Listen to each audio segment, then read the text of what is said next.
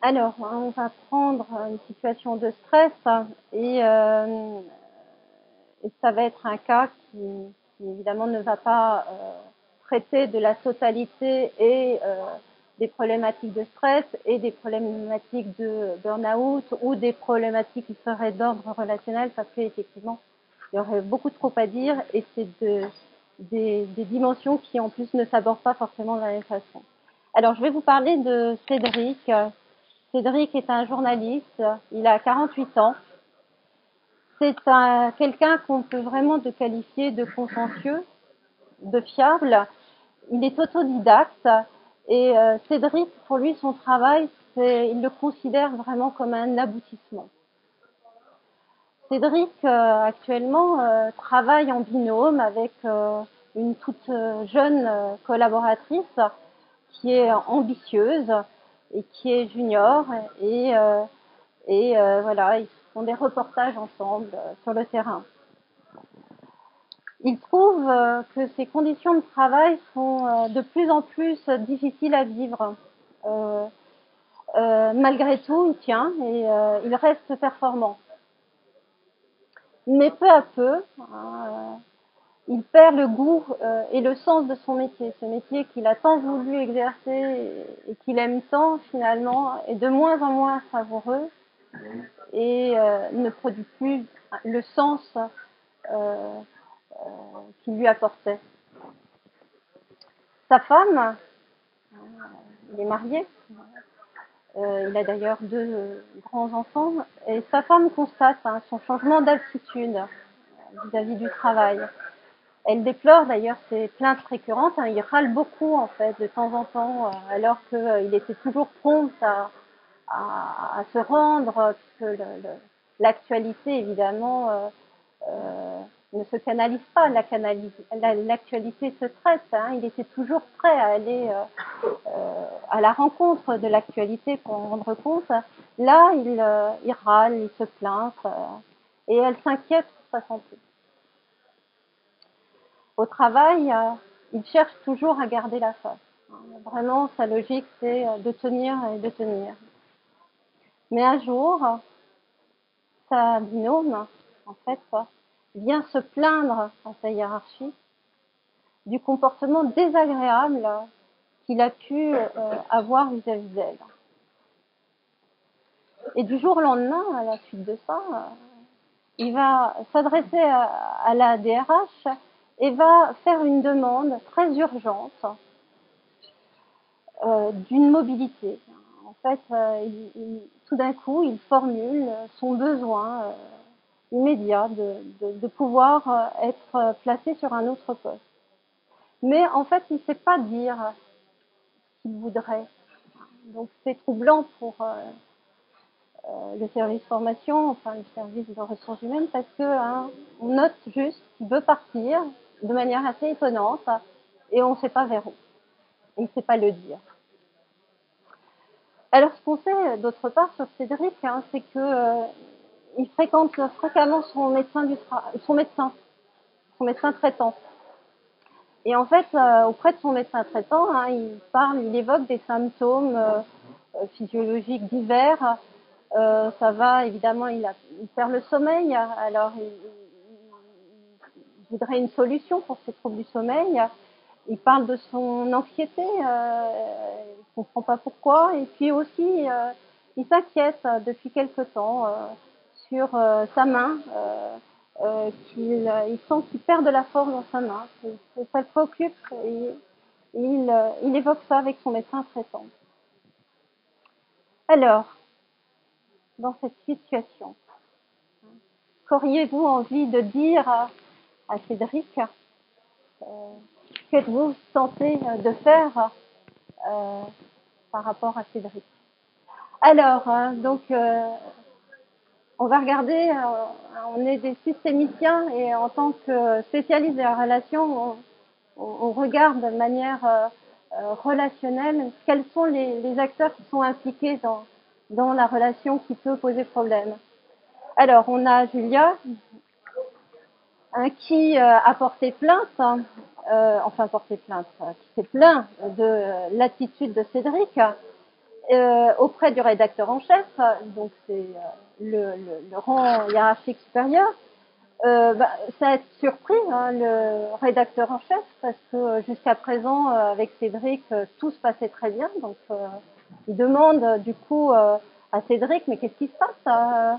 Et quand Cédric a entendu tout d'un coup cette préoccupation de sa hiérarchie, Cédric a dit non, c'est rien du tout. Et Cédric s'est dit que il allait justement mieux satisfaire Julia, et il s'est engagé dans le fait de s'engager toujours plus, et donc il s'est dit qu'il fallait qu'il prenne sur lui, et que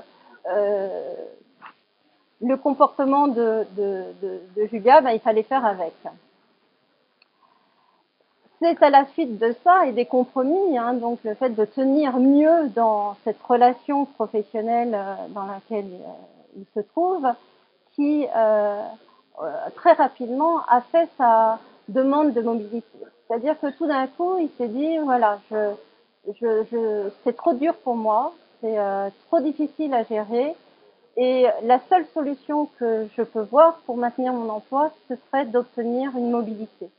Et c'est là où il rencontre la direction des ressources humaines. Alors la direction des ressources humaines est surprise et inquiète à plusieurs titres, notamment. Le premier, c'est elle va demander mais qu'est-ce qui se passe? Elle veut avoir un peu une vue sur la situation pour un peu plus comprendre l'urgence de Cédric. Elle n'obtient pas vraiment de réponse satisfaisante, mais ce qu'elle dit à Cédric, c'est que malheureusement pour le moment, la demande de mobilité, elle ne peut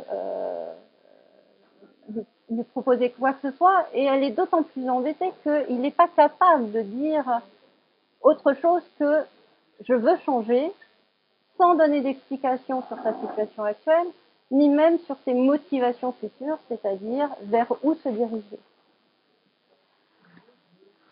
Pendant ce temps-là, pendant tout ce temps, hein, il revient vous voir, hein, il revient voir son médecin traitant, hein, toujours pour soulager et faire en sorte qu'il puisse tenir au travail. Mais à la suite de l'information obtenue de sa DRH, c'est-à-dire que pour l'instant, il n'y avait pas de possibilité de mobilité, à ce moment-là, ça l'a fortement angoissé, et il se trouve qu'il a rencontré le médecin du travail, et le médecin du travail, à ce moment-là, recevant les symptômes, les difficultés qu'il avait, mais n'obtenant pas complètement non plus on pourrait dire, d'informations utiles pour être efficace, lui recommande alors de venir nous trouver. Et donc, je vais rencontrer Cédric.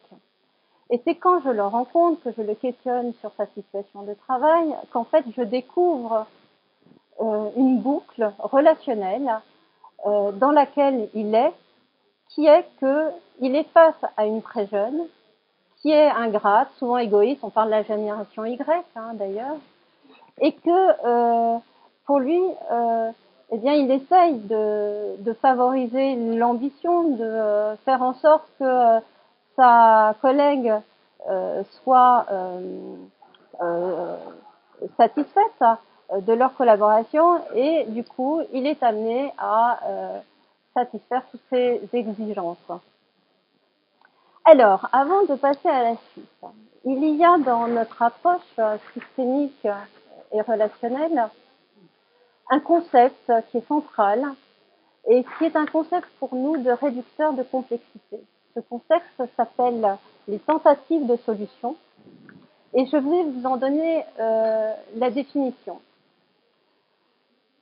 Le concept de tentative de solution, ce sont toutes les solutions qu'une personne met en place, une personne qui a un problème, et ou les solutions que tentent d'autres personnes impliquées par le problème de la personne pour tenter de résoudre ce problème. Mais si ces tentatives ou ces réactions, c'est pas forcément conscient, ça peut être aussi des réactions, sont dysfonctionnelles, alors elles maintiennent et exacerbent le problème au lieu de le résoudre. Ce qui fait dire à l'un des auteurs clés de cette approche, qui est Paul Václavic, qu'alors le problème prioritaire sur lequel on doit agir est la solution. Donc le problème, à un moment donné, devient la solution tentée qui n'est pas efficace. Donc, à un moment donné, on peut dire que les ressources que l'on peut avoir deviennent des limites et participent à aggraver au lieu d'apaiser. Alors, on va vous proposer les tentatives, on va vous révéler les tentatives de solution de notre point de vue, de Cédric. Donc, Cédric, qu'est-ce qu'il fait? C'est que dans les situations dans lesquelles il est impliqué, il ne dit rien. Il ne dit rien de ce qu'il ressent, il ne dit rien de ce qu'il pense. Il tait, on pourrait dire, ses indignations, et il tait les maladresses, on pourrait dire, ou l'impatience de sa collègue. Il tait aussi son insatisfaction auprès de son patron de missions qui sont peu stimulantes. Alors là, c'est un contexte spécifique. On est dans le milieu de la télévision, on doit faire de l'information, mais voilà, parfois l'information n'est pas là. Alors il faut quand même produire de l'actualité. Et ça, c'est un souci, parce que les exigences par rapport à cette production d'actualité sont de plus en plus pénibles pour lui, parce que finalement, c'est pas très qualitatif, ça lui pose un problème. Et puis, plus globalement, il dissimule une insécurité personnelle. Mais il prend sur lui, il ne dit rien de ce qu'il ressent. Et donc, il a tendance, plus globalement, à prendre sur lui et faire des compromis, à être un peu comme Atlas. Et donc, il éponge les maladresses de sa collègue, toujours, il accepte ses missions. Et pour lui, on pourrait dire qu'il y a une logique de fonctionnement qui est, voilà, on compte sur moi. On compte sur moi, mon employeur compte sur moi, mes enfants comptent sur moi, ma femme compte sur moi. C'est ce qui fait qu'il doit absolument tenir. Qu'est-ce qu'il fait d'autre sur un plan cognitif? Sur un plan cognitif, il a tendance à se rassurer et il a tendance à rationaliser. Donc, il se parle à lui-même, il va avoir tendance à se dire, t'inquiète pas, tu vas tenir. Pour lui, ce qui est très important, c'est qu'on va bien finir par trouver une solution. Donc, un diagnostic avec un bon traitement, une mobilité, etc. Donc, il se montre plutôt optimiste par ce biais-là. Et d'ailleurs, ça l'amène à être compréhensif vis-à-vis de sa collègue. Donc, la compréhension et l'analyse, c'est bien, mais les limites aussi de la compréhension, c'est que ça facilite aussi le fait d'être conciliant. Et donc, il lui trouve des excuses qui favorisent son attitude à faire des compromis. En fait, il ne supporte pas si bien que ça. Donc, si on regarde le piège dans lequel va se retrouver Cédric à un moment donné, Cédric, il a des attentes qui sont d'être fort à tout prix. Ces attentes se traduisent par une stratégie, on pourrait dire, qui consiste à être orienté sur le fait d'éviter des réactions négatives, des réactions négatives de sa collègue, de sa femme, de son patron, etc. Et une tendance à ne pas poser de limites par rapport à ça, pour justement satisfaire. Et le résultat qu'il obtient, en tout cas qu'il obtient à présent, c'est que c'est coûteux. Vous voyez, c'est comme un pilote d'avion qui voudrait éviter absolument, pour le confort de ses passagers, tout nuage. Donc, est-ce que c'est possible d'une part, et c'est un objectif, vous voyez, un peu difficile. Et donc, au bout d'un moment, il se sent fragilisé. Et donc, quand il se sent fragilisé, évidemment, ça va le mettre au défi de s'adapter, de prendre sur lui, hein, pour nourrir son espoir d'être fort à tout prix. Évidemment, ça va renforcer sa stratégie et du coup sa croyance, qui serait qu'en étant fort à tout prix, ben, du coup, il peut être au-dessus de ses limites, au-dessus de ses moyens et éviter toute réaction négative.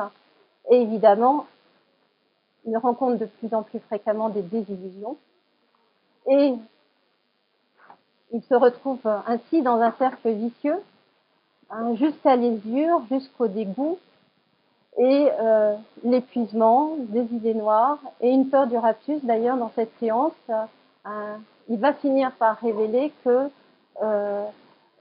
il se retrouvait 2 jours plus tôt avec à sa table de cuisine, avec le verre, avec le couteau et puis avec sa main. Et ça lui a fait peur. Ça lui a fait peur parce que il dit de lui que c'est quelqu'un de plutôt optimiste, mais tout à coup là, ça lui a fait peur. Il a pu révéler ça. Et donc pour lui, face à cette usure, ce dégoût, hein, il envisage une solution qui devient radicale, qui est d'abandonner un métier pourtant adoré. Alors, le diagnostic pendant cette séance. On était dans une situation imminente en fait de burn-out. On va revenir plus tard sur ce qu'est plus exactement le burn-out. Cédric a du mal fondamentalement à affronter des réactions qui sont négatives. Et pour les éviter, hein, il s'adapte. Et du coup, en s'adaptant et en réussissant ces adaptations, en même temps, il ne s'est pas posé de limites. On l'a vu, enfin je l'ai vu, je l'ai rencontré 5 fois. Et qu'est-ce que j'ai fait avec lui? Avec lui, la première chose que j'ai faite, ça a été de recadrer sa demande de mobilité. La meilleure façon de partir, c'est de pouvoir rester. Et globalement, comme le dit un proverbe italien, un navire rompu, de toute façon, tous les vents sont contraires. Donc bien souvent, les personnes qui sont dans cet état-là, avec en tout cas cette typologie de symptômes, l'insatisfaction devient tellement forte, l'urgence devient tellement forte qu'ils ne peuvent envisager qu'un seul type de solution. Ensuite, il a fallu rapidement, on appelle ça dans notre jargon recadrer, c'est-à-dire donner une nouvelle perspective, une nouvelle signification à sa manière d'envisager sa force et du coup ses faiblesses et ses limites. Et donc, notamment, par exemple, j'ai dû lui dire que s'avouer sa faiblesse, c'est faire l'expérience d'être fort. Je vais être amené à parler de sportifs de haut niveau qui sont, pour être dans la compétition, très soucieux de leurs propres limites. Donc ça, c'est très recadrant pour Cédric tout de suite, d'envisager autrement la façon d'être fort. Et enfin, la révélation sur sa binôme et plus globalement sur sa façon d'entretenir des relations faisait apparaître que peut-être qu'il était important pour lui d'apprendre à mieux être en relation, c'est-à-dire d'avoir une meilleure